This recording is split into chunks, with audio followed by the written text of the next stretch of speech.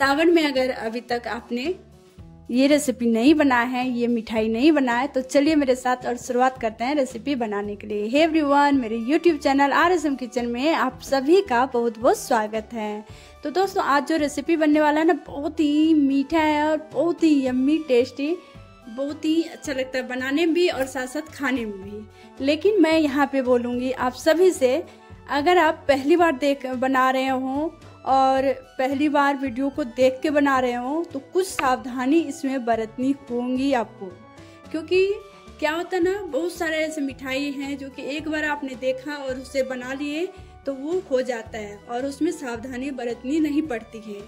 जैसे कि हम रसगुल्ला बनाते हैं, अगर वो खराब होता है तो कुछ ना कुछ उसका हम बना लेते हैं, लेकिन ये मिठाई ऐसा है, बनाने में आपको सावधानी बरतनी होगी, नहीं तो हाथ से भी हो सकते हैं। तो इसलिए बनाने से पहले आप वीडियो को पूरा देखें और समझें। तो चलिए शुरुआत करते हैं रेसिपी बनाने के लिए। तो दोस्तों, यहाँ पे सबसे पहले हमें चाशनी बनानी है, तो उसके लिए हमें लेना है चीनी। तो चीनी मैं यहाँ पे एक बाउल, यहाँ पे आप देख सकते हैं जिस बाउल से हमने चीनी डाले हैं उसी बाउल से हमें पानी डालना है। एक बाउल हमने यहाँ पे चीनी डाले, तो एक बाउल पानी पूरा नहीं डालना हमें, और पानी डालने के बाद आधा उससे थोड़ा सा ऊपर पानी आप डालें और इसे साइड में रखें। अब यहाँ पे रबड़ी बना लेते हैं। तो यहाँ पे 1 लीटर दूध है, उसे हम डाल देंगे एक बड़ा सा कढ़ाई में। और चीनी, मीठा अगर आप ज़्यादा खाते हो तो चीनी आप अपने हिसाब से डालें। और यहाँ पे हमने 4 से 5 चम्मच छोटे चम्मच से डाल रखे हैं, और इसे डालने के बाद इसे हम मिलाएंगे। और मिलाने तो दोस्तों, यहाँ पे थोड़ा सा हम मिला लेते हैं थोड़ा बहुत, और इसे साइड में रखते हैं। जैसे हमने चाशनी के लिए यहाँ पे चीनी और पानी मिला के रखे साइड में, तो उसी तरह से यहाँ पे रबड़ी के लिए भी दूध और चीनी साइड में रखते हैं। और यहाँ पे हमें क्या करना है ना, अगर आपके पास में कॉर्नफ्लोर पाउडर हो तो कॉर्नफ्लोर पाउडर लें, नहीं तो फिर आप यहाँ पे दोस्तों, अगर कॉर्नफ्लोर पाउडर ना हो तो कस्टर्ड पाउडर भी आप डाल सकते हैं। जैसे मैं यहाँ पे कस्टर्ड पाउडर में ही बना रही हूँ। तो यहाँ पे कस्टर्ड पाउडर 1 से 2 चम्मच जाएगा, और फिर इसमें दूध हम डाल के अच्छे से मिला लेंगे ताकि लम्स ना बने। अच्छे से मिला के साइड में रखते हैं। और यहाँ गैस के पास आने के बाद गैस ऑन करेंगे, और दोनों तरफ हम यहाँ पे चाशनी एक तरफ और एक तरफ यहाँ पे रबड़ी डाल देते हैं। तो दोस्तों, यहाँ पे चाशनी चलाते चलाते फिर हमें याद आया जो कि अच्छा, हमने यहाँ पे रबड़ी भी बनाने के लिए रखे हैं। तो दूध उबल चुका है। 2 से 3 उबाल लाने के बाद यहाँ पे जो हमने घोल बना के रखे थे कस्टर्ड पाउडर का, तो उसे हम इसमें डाल देंगे। तो डालने से पहले हम अच्छे से मिला लेते हैं कस्टर्ड पाउडर, ताकि जो अंदर में बैठ जाता है ना, उसे हम अच्छे से चला लेते हैं चम्मच की सहायता से। और फिर इस तरह से हम डाल देंगे। और डालने के बाद आपको जितना जल्दी हो इसे आप मिलाते जाएं, ताकि ये एक जगह बैठे नहीं तो फिर इसमें गांठें पड़ जाती हैं। तो फिर इस तरह से आप चलाते रहें। और इधर हम चाशनी भी देख लेते हैं। तो देखिए, चाशनी ना हमें एक तार वाली, एकदम जब आप ऊपर से नीचे गिराओगे ना, थोड़ा सा लगेगा ऐसे गाढ़ा चिपचिपाहट जैसी, तो आपका चाशनी बनके तैयार हो जाता है। तो फिर इधर चाशनी देखने में थोड़ा टाइम लगेगा उसमें, तो इधर हम क्या करते हैं, यहाँ पे रबड़ी को भी चला लेते हैं साथ साथ। तो वरना रबड़ी भी बनके बहुत जल्दी तैयार हो गया। अगर आप चाहते हैं जो कि यहाँ पे ना तो कस्टर्ड पाउडर ना तो यहाँ पे कोई भी पाउडर डाले, वैसे ही बनाए, तो आप इस तरह से बना सकते हो। दूध थोड़ा सा टाइम लगता है दूध को जलाने में, तो अगर आपके पास टाइम हो तो आप दूध जला के भी बना सकते हैं। तो घेवर के घोल बनाने के लिए सबसे पहले हमें घी को करना है गर्म, और इस तरह से गर्म करने के बाद एक बड़ा सा बाउल में हमें ले लेना है घी को, और उसमें डाल देना है हमें बर्फ। तो बर्फ के टुकड़े हों या फिर इस तरह से भी गिलास में डाल के बर्फ को आप जमा सकते हो। और जमाने के बाद इस तरह से घी में हमें चलाते रहना है। इसे तब तक चलाना है हमें दोस्तों जब तक कि ये क्रीमी ना हो जाए। हाँ जी दोस्तों, इसे हम क्रीम बनाएंगे पहले, तभी हम आगे इसका कुछ सॉल्यूशन निकालेंगे। तो देखते जाइए क्या क्या करते हैं हम दोनों साथ में। हम दोनों मतलब हम, मैं और आप।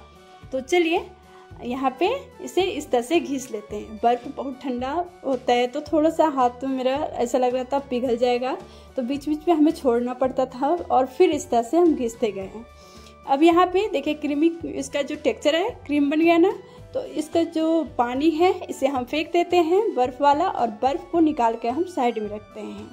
अब यहाँ पे हमें क्या करना है, अगर आप यहाँ पे आटा में बनाना चाहते हो तो आटा को छान के फिर आप इसमें मिलाएं। अगर आप मैदा में बनाना चाहते हो तो फिर आप मैदा को इस तरह से छानने के बाद, तो यहाँ पे मैं मैदा को छानने के बाद डाल दूंगी। तो 2 बाउल यहाँ पे मैं मैदा डाल रही हूँ। जिस बाउल से हमने यहाँ पे चीनी डाले थे ना, उसी बाउल से हमें क्या करना है, मैदा डालना है। और मैदा डालने के बाद इस तरह से हम पहले मिला लेंगे क्रीम में। और क्रीम में मिलाने के बाद जो दूध बच गया था ना, अब दूध यहाँ पे हम डाल देते हैं। और दूध डालने के बाद फिर इसे हम इस तरह से मिला लेते हैं। अच्छा, जब आप इसे मिलाते हो ना, तो थोड़ा थोड़ा दूध, पानी जो डालना आपको थोड़ा थोड़ा करके मिलाएं, ताकि लम्स तो रहता ही है, आपको छानना तो पड़ेगा ही, लेकिन कोशिश करें जो कि लम्स ना रहें। पूरा डाल के इस तरह से उसे चलाते रहें ताकि ये ठंडा रहे।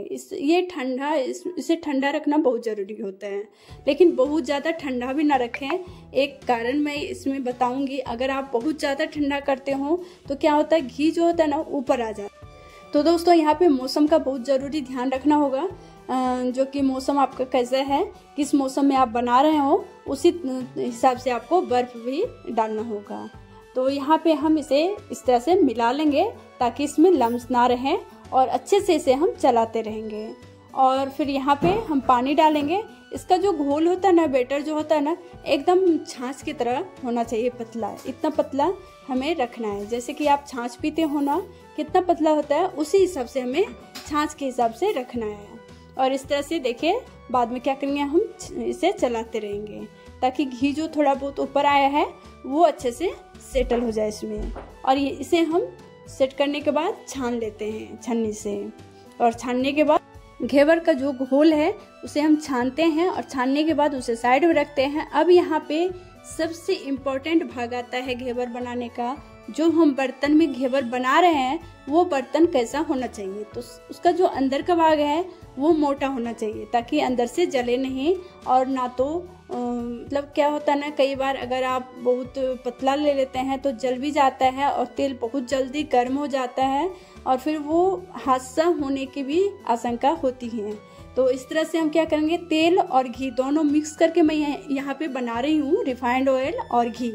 अगर आप सिर्फ घी में बनाना चाहते हो तो आपको घी इतना लेना है ताकि उसके ऊपर जैसे घेवर ऊपर आएगा तो उसके ऊपर से घी होना चाहिए, तो इतना घी आपको लेना है। तो यहाँ पे आप देख सकते हैं घी कितना है। घी और रिफाइंड ऑयल दोनों मिक्स करके हमने ले रखे हैं। तो यहाँ पे ऊपर से हमें डालना है। देखें, फिर हमें याद आया क्योंकि इतना बड़ा बर्तन में मैं आपको बना के दिखा रही हूँ, तो छोटा वाला बर्तन में लेती हूँ, फिर आप लोगों से शेयर करूँगी, ताकि छोटा बर्तन में देखिए कितना रिस्क रहता है। और इसमें थोड़ा सा इसमें आपको क्या करना है ना, जब आप यहाँ पे घेवर का घोल डाल रहे हो तो थोड़ा ऊंचाई से डालें। और हाँ, जब घोल डाल रहे हो आपको कब कैसे डालना है, तो फ्लेम को जब आप देखते हो जो कि ऊपर आके एकदम नीचे जा रहा है तो फ्लेम एकदम कम कर देना, फिर हाई कर देना है फ्लेम को। और बीच में थोड़ा सा लकड़ी का इस तरह का जब बेलन हो या कुछ हो तो बीच में होल करते जाना है और घोल को हमें डालते जाना है। अच्छा जी दोस्तों, तो इसमें हमें ये बताना था जो कि अगर आप छोटे वाले बर्तन, जैसे कि ये छोटा वाला बर्तन हमने बनाए हैं, तो इसमें हमें 15 से 20 बार डालना पड़ता है घोल को। अगर बड़ा बर्तन में डालते हो आप 30 से 35 बार हमें घोल को डालना पड़ता है। लेकिन रुक रुक के पेशेंस चाहिए इसमें, और खूब सारे पेशेंस चाहिए। ऐसा नहीं अगर आप कुछ काम कर रहे हो तो बिल्कुल भी ना बनाएं। और इसे हम परोसते हैं। तो फिर मेरे बच्चे बोले, माँ जो टूटा वाला है ना वो पहले हम लोग खा लेते हैं, फिर हम जो अच्छे वाले हैं उसे दूसरे दिन खाएंगे। तो हम भी सोचे चलो अच्छा है, ये टूटा वाला जो है मधुमक्खी के छाते के जैसा बनता है ये, और खाने में भी बहुत ही टेस्टी लगता है। इसमें हम जो चाशनी बना के रखे थे तो उसको हम इस पे डालेंगे। और रबड़ी भी ठंडा हो चुका है, फ्रिज में हमने रखे थे। तो इस तरह से डालने के बाद इसे इसके ऊपर थोड़ा सा, तो दोस्तों जो बच गया है उसे कंटेनर में आप रख ले और महीने भर